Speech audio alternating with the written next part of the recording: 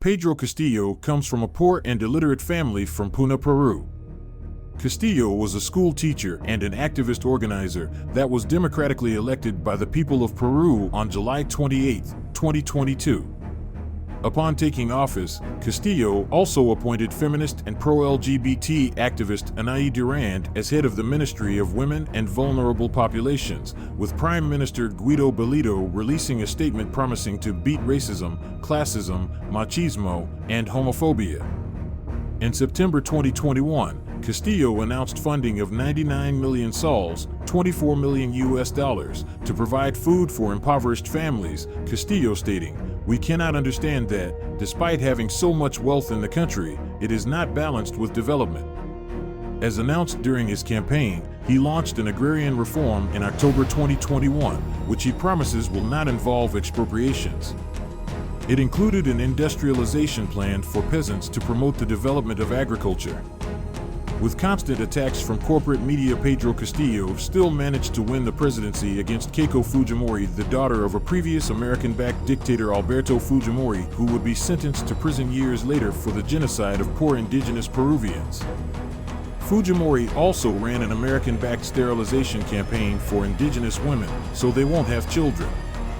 During his reign, Alberto Fujimori reconstructed the Constitution to benefit neoliberal economic policies in the 1990s. No social spending for the poor, privatization of resources, and lessen corporate regulations. This all benefited multinational corporations, including American corporations. In Fujimori's new constitution, he also handpicked Congress members and even selected his own children to serve at one point. Fujimori's son Kenji would later be charged with corruption.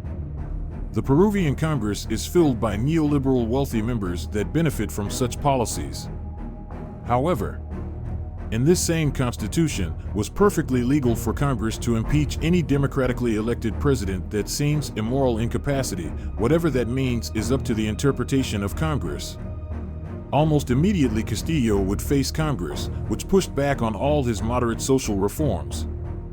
1 month in the presidency, talks of impeachment were already started.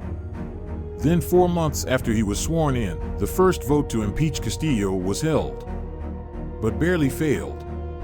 Then just 4 months after that, another impeachment was called. Peruvian officials would be seen talking to the American State Department during this time.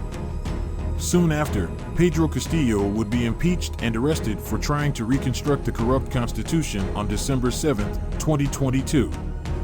What followed was mass riots by Peruvians, including indigenous groups. Presidents like AMLO from Mexico and Petro from Colombia openly denounced the violation to democracy.